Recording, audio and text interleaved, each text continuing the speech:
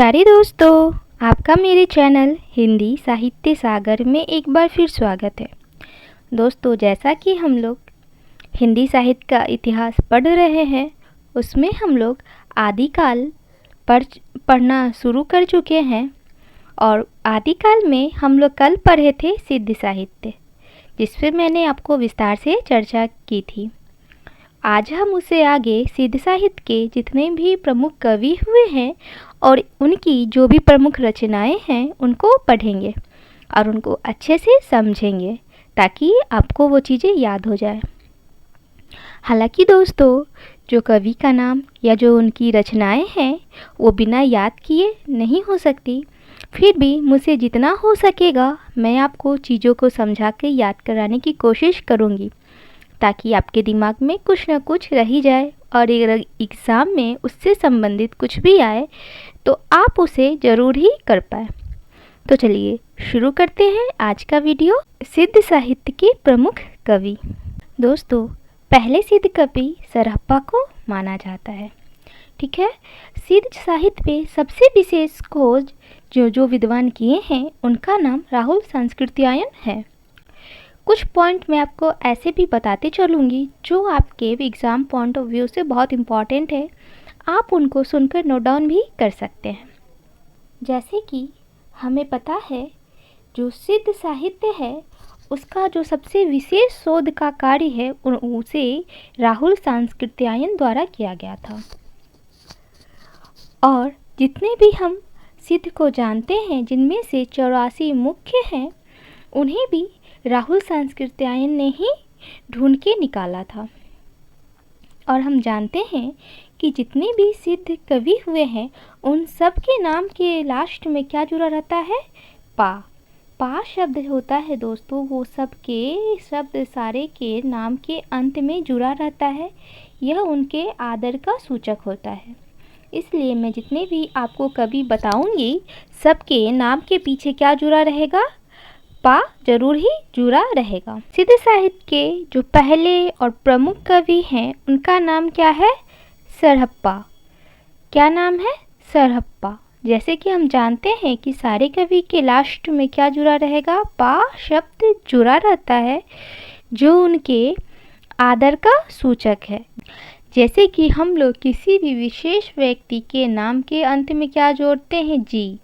जी हमारे लिए क्या है? एक आदर का सूचक है, जैसे दादाजी, पिताजी, माताजी। ठीक ना? तो जैसे कि महान हस्ती हुए हैं गांधी जी, रविन्द्रनाथ टैगोर जी, तो इस तरह के जैसे हम लोग जी जोड़ते हैं हिंदी में, उसी प्रकार जो सिद्ध साहित्य के जो विद्वान हुए थे वो क्या करते थे?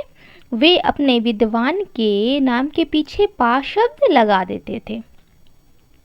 ठीक है, तो सरहप्पा का पहला पॉइंट है, सरहप्पा को हिंदी का प्रथम कवि माना जाता है।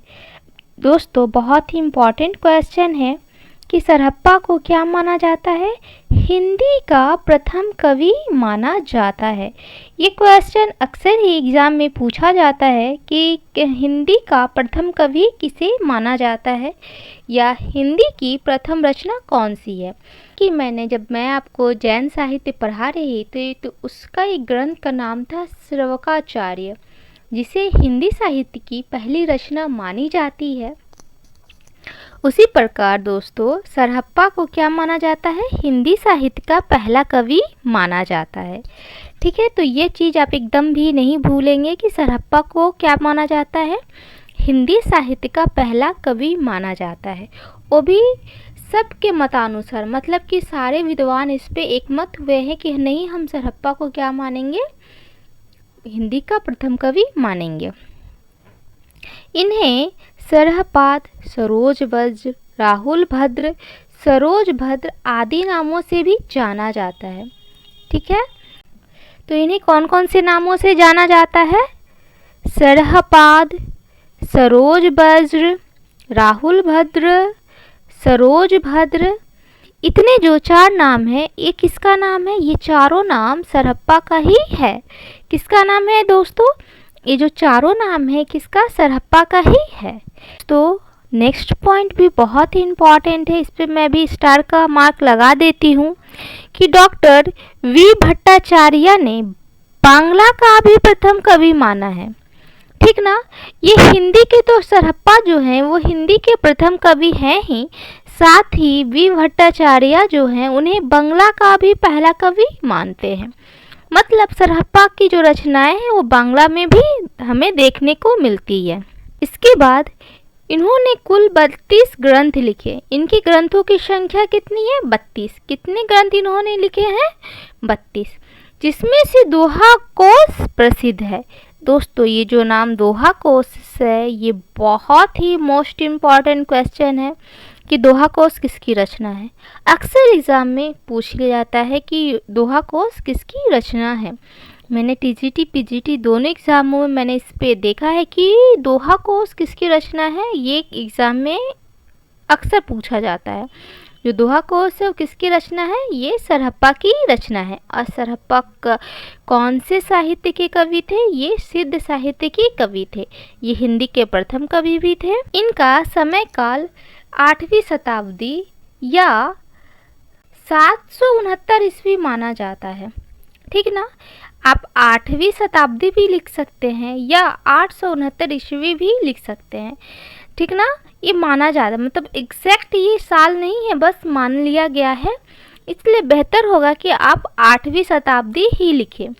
ठीक, क्योंकि इसमें कोई दुविधा की बात नहीं है, क्योंकि एक शताब्दी 100 साल की होती है, तो उसके अंतर्गत जितने भी साहित्य होंगे वो क्या होगा, उसके अंदर हम लोग काउंट करते हैं।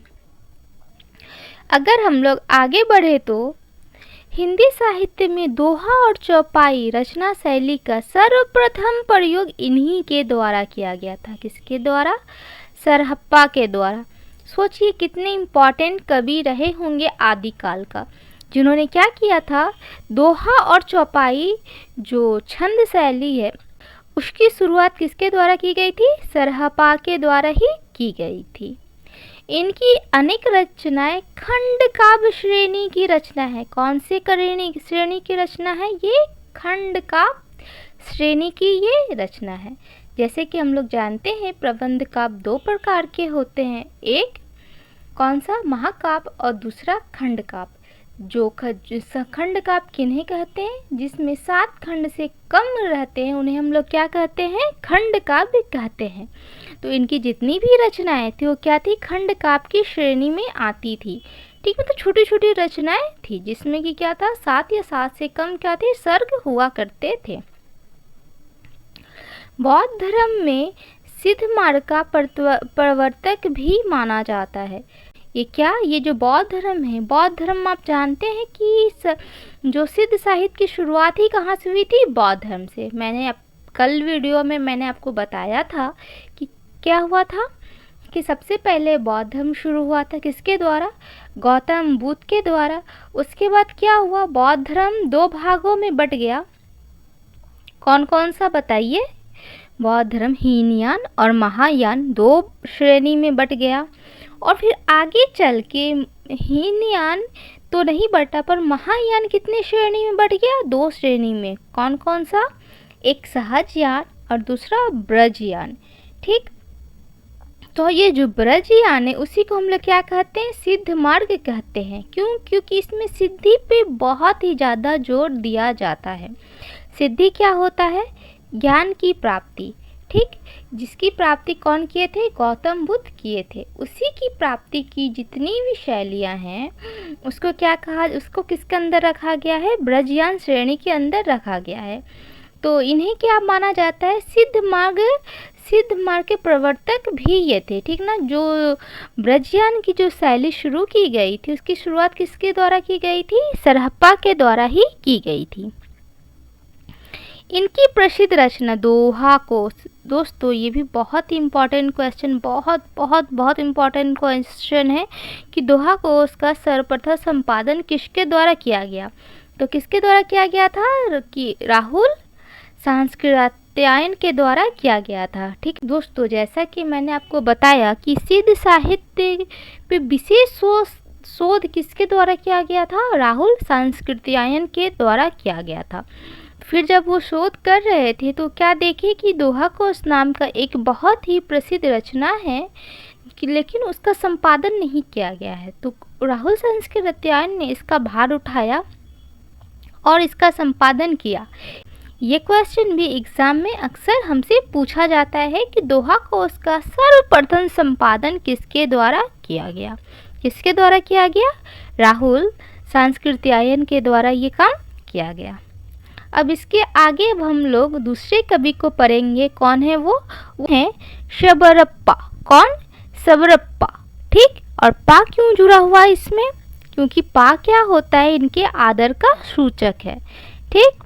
तो चलिए शुरू करते हैं कि शबरप्पा सरहप्पा के शिष्य थे। किसके शिष्य थे? ये सरहप्पा के ही ये शिष्य थे। इनके गुरु कौन थे? सरहप्पा थे। इनका जन्म काल 780 ईस्वी माना जाता है। ठीक ना? कितना ईस्वी माना जाता है दोस्तों? 780 ईस्वी के लगभग माना जाता है। दूसरा पॉइंट है दोस्तों, इनके प्रसिद्ध ग्रंथ का नाम चार्यापद है। चार्यापद एक प्रकार का गीत है जो प्रायः अनुष्ठानों के समय गाया जाता है। ये अनुष्ठान क्या होते हैं दोस्तों? अनुष्ठान मतलब विशेष अवसरों पे गाया जाता है। कौन? चार्यापद। क्यों? क्योंकि एक प्रकार का क्या है? ये गीत है। ये हमसे पूछ भी लिया जाता है एग्जाम में कि चार्यापद क्या है। चार्यापद क्या है? एक विशेष प्रकार का गीत। दोस्तों इसका तीसरा पॉइंट है कि इनकी रचनाओं में सांसारिक मोह माया का विरोध किया गया है। किसका विरोध किया है? जो संसार में जितने भी मोह माया हैं वो सबका क्या किया गया है? विरोध किया गया है। तथा सहज जीवन यापन शैली पे अधिक बल दिया गया है। कौन सी जीवन शैली? सहज जीवन यापन शैली पे विशेष जोर दिया गया है। जैसे सहजयान होते हैं, वो लोग जैसे जीवन जीते थे वैसे जीवन शैली पे ज़्यादा ये जोर दिए हैं। इनकी प्रमुख रचनाएं हैं चर्यापद, महामुद्रा, वज्रगीति, ब्रज योगिनी, साधना। ठीक है। इनकी जो 3 रचनाएं हैं वो प्रमुख है। कौन कौन सी? मैं फिर एक बार बता देती हूँ। चर्यापद। क्या? चर्यापद। महामुद्रा वज्रगीति। क्या? महामुद्रा वज्रगीति। और तीसरी है ब्रज योगिनी साधना। क्या है? ब्रज योगिनी साधना। आप ये तीनों रचनाएं याद कर लीजिए क्योंकि बिना याद किए चीज़ें आपके दिमाग में नहीं रहेगी। इसके आगे अब हम लोग पढ़ते हैं लुइपा के बारे में। जैसे कि हम जानते हैं कि हर एक सिद्ध विद्वान के नाम के अंत में क्या जुड़ा रहता है? पा। उसी प्रकार लुइपा के विलास में क्या जुड़ा हुआ है? पा। ये शबरप्पा के शिष्य थे। ठीक ना? और शबरप्पा किसके शिष्य थे? सरहप्पा के। तो एक के बाद एक हम लोग पढ़ रहे हैं कि सबसे पहला कवि कौन थे? सरहप्पा। सरहप्पा के शिष्य कौन हुए? शबरप्पा। और जो सरहप्पा के शिष्य कौन हुए? लुइपा। ठीक है। ये 3 नाम आपके दिमाग में अक्सर रहने चाहिए। कौन से मत में? सिद्ध साहित्य में ये 3 कवि के नाम जरूर ही आपको याद रहने चाहिए। कंपलसरी ये तीनों। ठीक है। इनका जन्म काल 773 ईस्वी माना जाता है। कितना माना जाता है? 773 ईस्वी। ठीक है। नेक्स्ट पॉइंट बहुत ही इम्पॉर्टेंट है दोस्तों, इसमें स्टार लगा लीजिए। 84 सिद्धों में लुइपा सर्वश्रेष्ठ सिद्ध माने जाते हैं। ठीक। जैसे कि हम लोग जानते हैं कि जितने भी सिद्ध हुए हैं उनमें सबसे पहले कौन थे? सरहप्पा थे। लेकिन जो सबसे सर्वश्रेष्ठ सिद्ध हुए हैं वो किसको माना जाता है? लुइपा को। ये बहुत ही ज़्यादा इम्पॉर्टेंट क्वेश्चन है। ठीक है। इनके द्वारा लिखित ग्रंथ का नाम लुइपाद गीतिका है। ये तो आप याद कर लीजिएगा। लुइपाद मतलब लुइपा के द्वारा जो लिखा गया उसको क्या कहेंगे हम? लुइपाद गीतिका। ठीक है। अब हम लोग इससे आगे पढ़ते हैं डोम्भिपा के बारे में।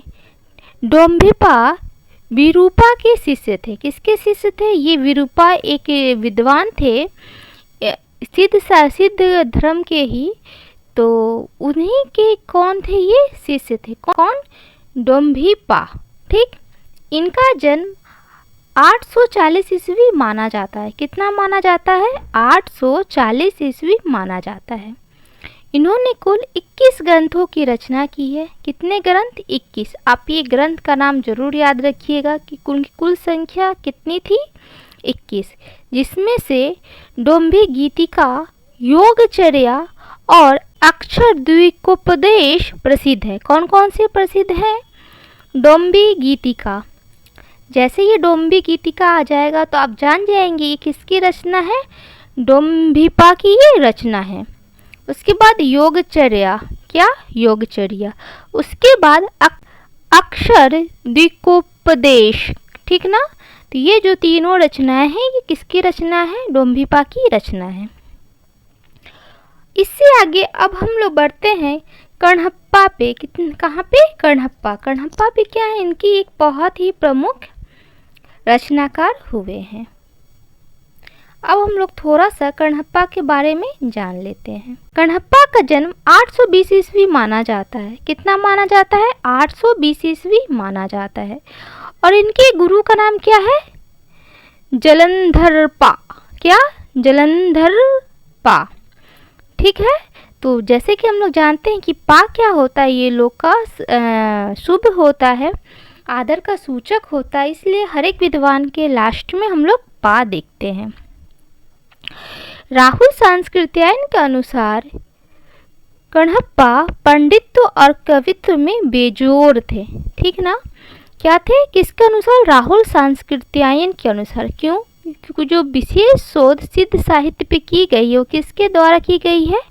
राहुल सांस्कृत्यायन जी के द्वारा ही की गई है। फिर तो वो क्या देखे कि क्या है जो कण्हप्पा के द्वारा जो रचनाएं की गई है वो क्या है? उनमें पंडित्व और कवित्व सबसे ज़्यादा ही बेहतरीन तरीके से प्रस्तुत किया गया है। इनकी प्रमुख रचनाएं हैं कण्हप्पाद गीतिका और चर्याचर्य विनिश्चय। क्या? कण्हप्पा गीतिका और चर्याचर्य विनिश्चय, ये दोनों भी रचनाएं आप याद कर लीजिएगा, क्योंकि बिना याद किए चीज़ें आपके दिमाग में नहीं रहेगी। दोस्तों, जितने भी मैंने आपको पॉइंट्स दिए हैं ये सारे पॉइंट्स एग्ज़ाम और पॉइंट ऑफ व्यू के अनुसार बहुत इम्पॉर्टेंट है और इतने खोजे हुए हैं कि जब एग्ज़ाम में आते हैं तो लड़के इन सारे पॉइंटों को छोड़ के आ जाते हैं, क्योंकि उन्हें पता ही नहीं होता है कि पूछा कहाँ से है। उसके बाद बोलेंगे कि सिलेबस से बाहर का पूछा गया है, इतने डीपली कौन पूछता है ना? लेकिन मैंने बहुत सारे किताबों से खोज के एग्ज़ाम में कैसे कैसे क्वेश्चन पूछे जाते उसके हिसाब से मैंने एक संपूर्ण वीडियो आपके लिए प्रस्तुत किया है, ताकि वो आपके एग्ज़ाम में बहुत ही मदद करे। आप देख रहे हैं कि मैं आपके लिए कितनी मेहनत कर रही हूँ। अगर आपको मेरी मेहनत अच्छी लग रही है तो प्लीज़ आप मेरे वीडियो को लाइक कीजिए। लाइक करने में बिल्कुल भी पैसा नहीं जाता, बस वीडियो को लाइक करना होता है। सब्सक्राइब कीजिए, सब्सक्राइब करने से भी पैसा नहीं जाता और इसे ज़्यादा से ज़्यादा शेयर कीजिए। आप जितना ज़्यादा शेयर करेंगे उतनी मेरी मेहनत काम आएगी। मैं भी चाहती हूँ कि मैं जो मेहनत कर रही हूँ वो ज़्यादा से ज़्यादा स्टूडेंट तक पहुँचे, ताकि ये सार्थक हो। बिना सार्थक मेहनत बेकार ही होता है। तो अगर आपको मेरी वीडियो अच्छी लगी तो प्लीज़ आपसे हाथ जोड़ के गुजारिश है कि आप इसे शेयर करें और मेरे वीडियो को लाइक कीजिए और मेरे चैनल को सब्सक्राइब कीजिए। अब आगे बढ़ते हैं। प्रमुख कवि और उनकी रचनाएं। इन पांचों के छोड़ के भी बच्चों और भी कुछ प्रमुख कवि हुए हैं जिनकी रचनाएं इस प्रकार है। कवि और रचनाएं मैंने दो जगह लिख के रखा है। इधर जितने भी हैं वो सारे कवि हैं और ये उनकी रचनाएं हैं। तो चलिए, पहले कवि हैं भुसुक्पा। कौन से हैं? भुसुक्पा। और उनकी रचना क्या है? बोधिचर्यावतार। क्या है? बोधिचर्यावतार। दोस्तों, मैं आपको पहले भी बता चुकी हूँ कि चीज़ें आपको याद करनी पड़ेगी। बिना याद किए कवि और उनकी रचना याद हो ही नहीं सकती। क्योंकि ये समझने की चीज़ नहीं है, ना ही ट्रिक से आप इसको याद कर सकती। ये आपको याद ही करनी पड़ेगी, आपके दिमाग में रखनी ही पड़ेगी। इसको याद करने का एक अच्छा तरीका है कि आप कहीं से नोट डाउन कर लें और रोज़ रोज़ रोज़ रोज़ रिवाइज़ की। इतना रिवाइज़ करने में टाइम ही कितना लगता है, 2 मिनट 5 मिनट, ठीक है। अगर आप बार बार इसे रिवाइज़ करते रहेंगे तो धीरे धीरे धीरे इतनी आप हैबिचुएट हो जाएंगे कि चीज़ें आपके दिमाग में बैठ जाएगी। फिर आप इसे धीरे धीरे कर 1 महीना में भी अगर आप देखेंगे तो चीज़ें आपके दिमाग में फिक्स हो जाएगी। तो चलिए दूसरे कवि हैं कुकुरिप्पा। क्या है? कुकुरिप्पा। और इनकी रचना का नाम क्या है? असंबंध सर्ग दृष्टि और योग भावनोपदेश। क्या है? असंबंध सर्ग दृष्टि और योग भावनोपदेश। ये दोनों किसकी रचना है? ये दोनों कुकुरिप्पा की रचनाएं हैं। तीसरे कवि हैं आर्यदेवपा। क्या है ये? आर्यदेवपा। इनकी रचना का नाम क्या है? कावेरी गीतिका। इनकी रचना क्या है? कावेरी गीतिका। और लास्ट कवि हैं केवर्णपा। क्या है? केवर्णपा। इनकी रचना का नाम है चर्या गीतिका। इनकी रचना का नाम क्या है? चर्या गीतिका।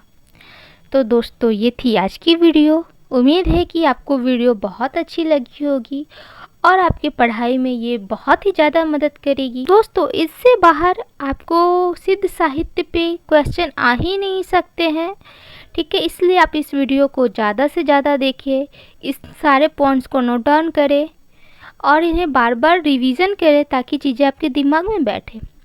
इसके बाद हम लोग मिलते हैं नेक्स्ट वीडियो, जिसमें मैं आपको नाथ मत और नाथ साहित्य के बारे में बहुत ही अच्छे से विस्तार से समझाऊंगी और उनके कवि, उनके रचनाओं के बारे में भी बताऊंगी। तो मिलते हैं नेक्स्ट वीडियो में।